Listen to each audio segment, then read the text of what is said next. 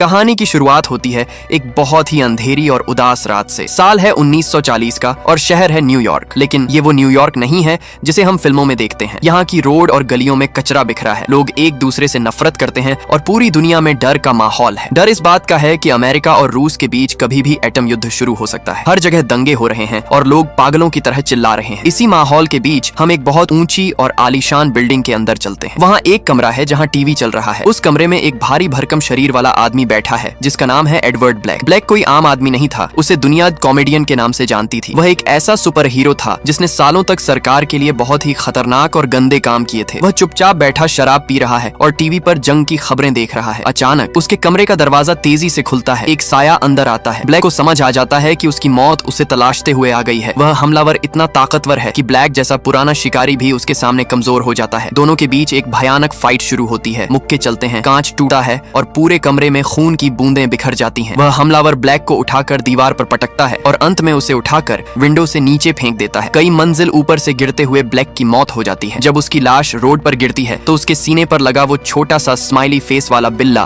खून से सन जाता है। अगली सुबह दो जासूस वहाँ आते हैं। उन्हें लगता है कि शायद ये किसी चोर का काम है, लेकिन तभी वहाँ रोरशैक की एंट्री होती है। रोरशैक का नकाब सफेद है और उस पर काले धब्बे अपनी जगह बदल रहे हैं। रोरशैक उस कमरे की तलाशी लेता है और उसे एक गुप्त दराज मिलती है। वहाँ उसे ब्लैक की पुरानी ड्रेस और हथियार मिलते हैं। रोरशैक समझ जाता है कि ये कोई मामूली चोरी नहीं थी, बल्कि किसी ने चुन चुनकर अपनी सुपर हीरो को मारा है। रोरशैक अपनी डायरी में लिखता है कि शहर की गलियों में आज एक कुत्ता मरा है। उसे यकीन है कि कोई हीरो किलर घूम रहा है। रोरशैक सबसे पहले अपने पुराने साथी डैन ड्रीबर्ग के पास जाता है। डैन कभी नाइट ऑल हुआ करता था, लेकिन अब वह एक थका हुआ आदमी है। वह अपने बेसमेंट में पुरानी यादों के सहारे जी रहा है। रोरशैक उसे बताता है कि कॉमेडियन मारा जा चुका है। डैन को अपनी कानों पर यकीन नहीं होता। वह डर जाता है क्योंकि उसे लगता था कि कॉमेडियन को कोई नहीं मार सकता। रोरशैक उसे चेतावनी देता है कि अपना ध्यान रखना, क्योंकि अगला नंबर किसी का भी हो सकता है। यहाँ हम डैन के घर की वो उदासी देखते हैं जहाँ उसकी पुरानी वर्दी और उसका जहाज धूल खा रहे हैं। ये सीन दिखाता है कि कैसे एक वक्त के पावरफुल हीरो अब आम इंसान बनकर गुमनामी में खो गए हैं। इसके बाद रोरशैक जाता है एड्रियन वेट के पास। एड्रियन को दुनिया का सबसे बुद्धिमान इंसान माना जाता है। उसने अपनी हीरो वाली जिंदगी त्याग कर एक नया बिजनेस स्टार्ट कर लिया है। वह अरबों का मालिक है। जब रोरशैक उसे कत्ल के बारे में बताता है तो एड्रियन बहुत शांत रहता है। वह कहता है कि कॉमेडियन के बहुत दुश्मन थे, किसी ने बदला ले लिया होगा। रोरशैक को एड्रियन की ये शांति अच्छी नहीं लगती। इसके बाद हम देखते हैं डॉक्टर मैनहट्टन को। वह एक नीला चमकता हुआ शक्तिशाली जीव है जिसके पास भगवान जैसी शक्तियां हैं। उसके साथ लॉरी यानी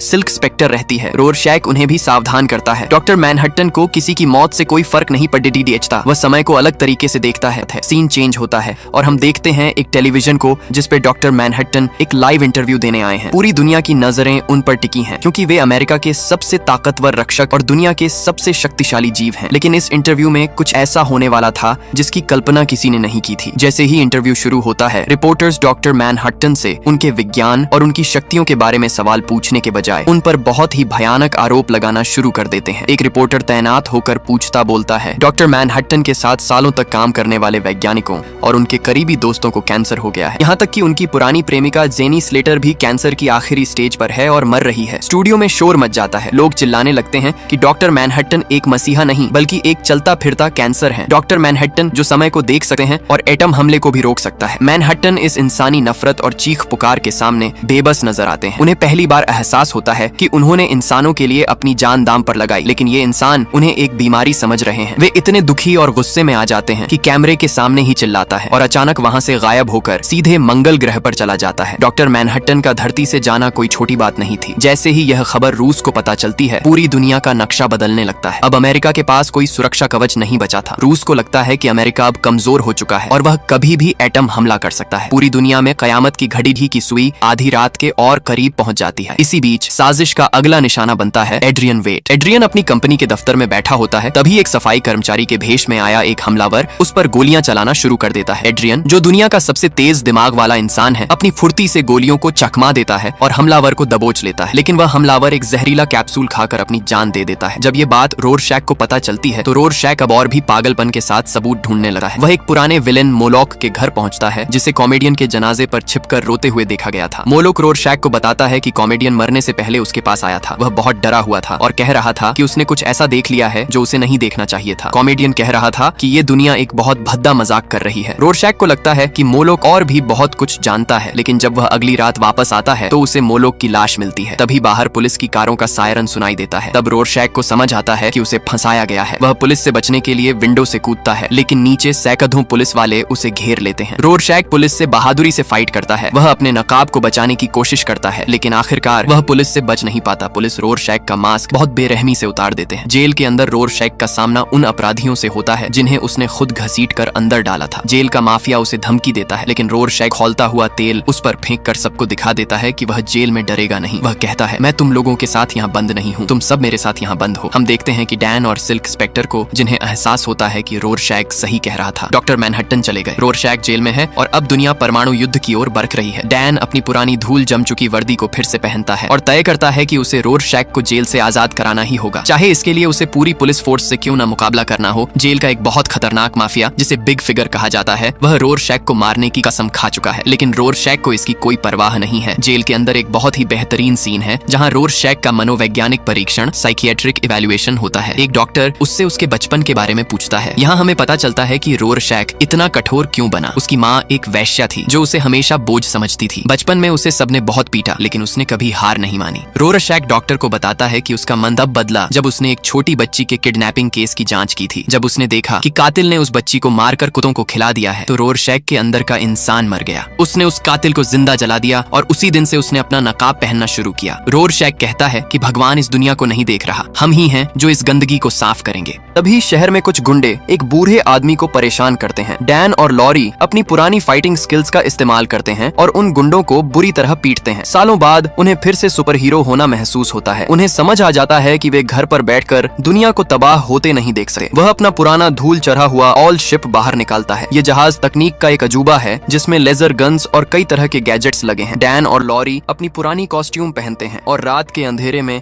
जेल की ओर उड्डान भरते हैं। उसी वक्त जेल के अंदर कैदियों ने गार्ड्स को काबू में कर लिया था और वे सब रोरशैक के सेल की तरफ बढ़ रहे थे। रोरशैक अपने सेल में चुपचाप इंतजार कर रहा था। जैसे ही कैदी उसके पास पहुंचते हैं, रोरशैक अपनी फुर्ती और क्रूरता से उन्हें धूल चटा देता है। तभी डैन और लॉरी का जहाज जेल की छत पर लैंड करता है। धुआं फैलता है, गोलियां चलती हैं। रोरशैक को जेल से निकालते वक्त एक बहुत खतरनाक फाइट होती है। रोरशैक अपना नकाब वापस मांगता है। जैसे ही वह अपना नकाब पहनता है, उसका आत्मविश्वास वापस आ जाता है। वे तीनों मिलकर जेल की पूरी पुलिस फोर्स और कैदियों फाइट करते हुए वहां से निकल भागते हैं। आजाद होने के बाद रोरशैक सबसे पहले अपने घर जाता है, जहां उसने अपनी डायरी और कुछ सीक्रेट फाइल्स छिपाई थी। अब ये तीनों एक टीम बन चुके थे। उन्हें पता था कि एडवर्ड ब्लैक की मौत और डॉक्टर मैनहट्टन का गायब होना, इन सब के पीछे कोई बहुत बड़ा मास्टरमाइंड है। रोरशैक को एक सुराग मिलता है जो पिरामिड डिलीवर नाम की एक कंपनी से जुड़ा था। जब वे इस कंपनी की फाइलों को खंगालते हैं तो उनके पैरों तले जमीन खिसक जाती है। उन्हें पता चलता है कि ये कंपनी किसी और की नहीं बल्कि उनके ही दोस्त एड्रियन वेट ओजिमांडियस की है। आखिर में रोरशैक और डैन को यकीन हो जाता है कि एड्रियन ही वो शख्स है जो सबको एक एक करके रास्ते से हटा रहा है। लेकिन सवाल ये था कि आखिर क्यों? दुनिया का सबसे बुद्धिमान इंसान अपने ही साथियों को क्यों मारेगा? रोरशैक और डैन तय करते हैं कि वे अंटार्कटिका जाएंगे, जहां एड्रियन का गुप्त ठिकाना है। रोरशैक और डैन आर्ची में सवार होकर दुनिया के इस सबसे सुनसान कोने की तरफ बरच रहे हैं। बाहर भयानक बर्फीला तूफान चल रहा है। जहाज के अंदर डैन बहुत परेशान है। तभी तूफान इतना घातक हो जाता है कि उनका जहाज अनियंत्रित होकर बर्फ के टीलों से टकरा जाता है। डैन और रोरशैक किसी तरह अपनी जान बचाकर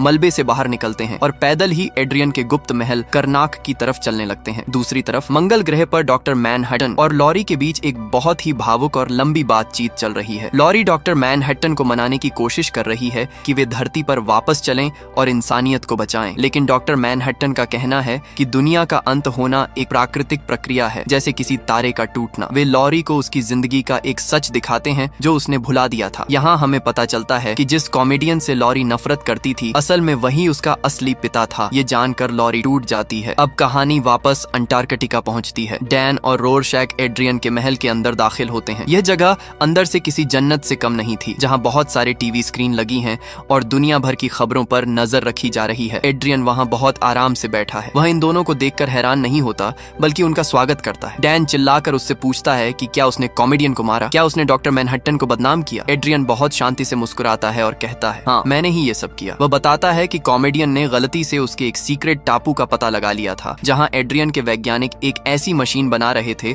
जो पूरी दुनिया को हिला कर रख दे। एड्रियन ने खुद अपने हाथों से कॉमेडियन को विंडो से बाहर फेंका था। वह कहता है कि उसे अपने दोस्तों को रास्ते से हटाने का दुख है, लेकिन ये मेरे मकसद के लिए जरूरी था। डैन और रोरशैक गुस्से में पागल हो जाते हैं। वे एड्रियन पर एक साथ हमला करते हैं। एड्रियन वेड सिर्फ बुद्धिमान नहीं है, वह फाइट में भी एक मशीन की तरह है। वह रोरशैक के घूंसों को ऐसे हवा में रोक लेता है जैसे वो किसी बच्चे के हाथ हों। वह डैन को उठाकर दीवार पर पटक देता है। वह इन दोनों को अधमरा कर देता है और फिर अपना असली प्लान समझाता है। एड्रियन बताता है कि रूस और अमेरिका के बीच एटम युद्ध बस कुछ ही मिनटों की दूरी पर है। अगर युद्ध हुआ तो पूरी धरती राख बन जाएगी। एड्रियन का कहना है कि उसने दुनिया के सबसे डेवलप शहरों जैसे न्यूयॉर्क, मॉस्को में डॉक्टर मैनहट्टन की ऊर्जा से बने बम फिट कर दिए हैं। जब ये बम फटेंगे तो सबको लगेगा कि डॉक्टर मैनहट्टन ने इंसानों पर हमला किया है। पूरी दुनिया डर जाएगी और इस एक झूठे दुश्मन डॉक्टर मैनहट्टन के खिलाफ रूस और अमेरिका हाथ मिला लेंगे। इस तरह करोड़ों लोग मरेंगे जरूर, लेकिन अरबों लोगों की जान बच जाएगी और दुनिया में शांति आ जाएगी। डैन चिल्लाता है कि तुम ये नहीं कर सकते, हम तुम्हें अब भी रोकेंगे। तभी एड्रियन अपनी वॉच की तरफ देखता है और ठंडी आवाज में कहता है, डैन, मैं कोई कॉमिक बुक का विलन नहीं हूँ कि अपना प्लान पूरा करने से पहले तुम्हें सब समझाऊंगा और तुम मुझे रोक लोगे। मैंने ये बॉम्ब 35 मिनट पहले ही ब्लास्ट कर दिया है। उसी वक्त महल की सारी टीवी स्क्रीन पर खबरें आने लगती हैं। न्यूयॉर्क शहर के बीचों बीच एक बहुत खतरनाक नीला धमाका हुआ है। करोड़ों लोग एक सेकंड के अंदर भाप बनकर गायब हो गए हैं। गलियों में सिर्फ राख और सन्नाटा बचा है। एड्रियन का खौफनाक प्लान कामयाब हो चुका था। रोरशैक और डैन सन्न रह जाते हैं। तभी एड्रियन के महल में डॉक्टर मैनहट्टन और लॉरी प्रकट होते हैं। डॉक्टर मैनहट्टन को तुरंत सब समझ आ जाता है। वे एड्रियन को खत्म करने के लिए आगे जाते हैं, लेकिन एड्रियन उन्हें टीवी की खबरें दिखाता है। रूस और अमेरिका ने युद्ध रोक दिया है और वे अब एक साथ मिलकर काम कर रहे हैं। एड्रियन कहता है कि उसने शांति कायम कर दी है। अब फैसला डॉक्टर मैनहट्टन के हाथ में था। क्या वे एक कातिल को सजा देंगे और दुनिया की इस नई शांति को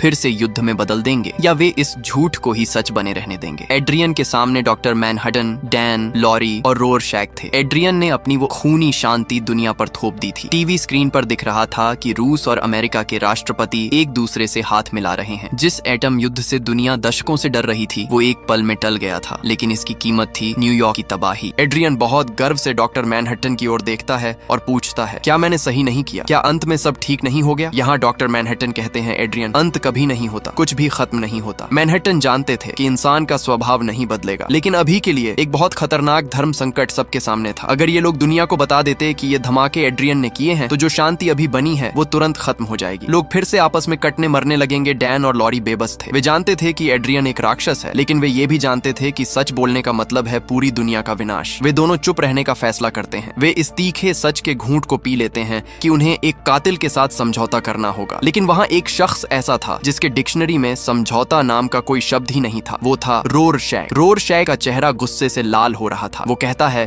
उसके लिए सच का मतलब सिर्फ सच है, चाहे उसके लिए पूरी कायनात जलकर राख क्यों ना हो जाए, लेकिन दुनिया को सच पता चलना चाहिए। रोरशैक उस महल से बाहर बर्फीले तूफान में निकल जाता है। वह अपने जहाज की तरफ भागता है ताकि दुनिया को जाकर बता सके कि उनका मसीहा एड्रियन असल में एक हत्यारा है। डॉक्टर मैनहट्टन उसे रोकने के लिए बाहर आते हैं। बर्फ की सफेद चादर पर नीले रंग का वो भगवान और काले सफेद नकाब वाला वो जिद्दी इंसान आमने सामने मौजूद थे। रोरशैक कांप रहा था, डर से नहीं बल्कि नफरत से। वह जानता था कि वह डॉक्टर मैनहट्टन को नहीं हरा सकता। वह अपना नकाब उतार फेंकता है और अपनी आंखों में आंसू लेकर चिल्लाता है, तो फिर मुझे मार दो, क्योंकि जब तक मैं जिंदा हूँ मैं सच बोलता रहूंगा। डॉक्टर मैनहट्टन को पता था कि रोरशैक को जिंदा छोड़ने का मतलब है दुनिया का अंत। वे अपना हाथ उठाते हैं और एक झटके में रोरशैक के शरीर के हजारों टुकड़े कर देते हैं। रोरशैक का खून बर्फ पर बिखर जाता है। एक ऐसा हीरो जिसने कभी झूठ का साथ नहीं दिया, उसे उसी के साथियों ने मार दिया ताकि एक झूठ जिंदा रह सके। डैन अंदर से भागता हुआ आता है और रोरशैक का खून बर्फ पर देखकर जोर से चीखता है, लेकिन अब बहुत देर हो चुकी थी। इसके बाद हम देखते हैं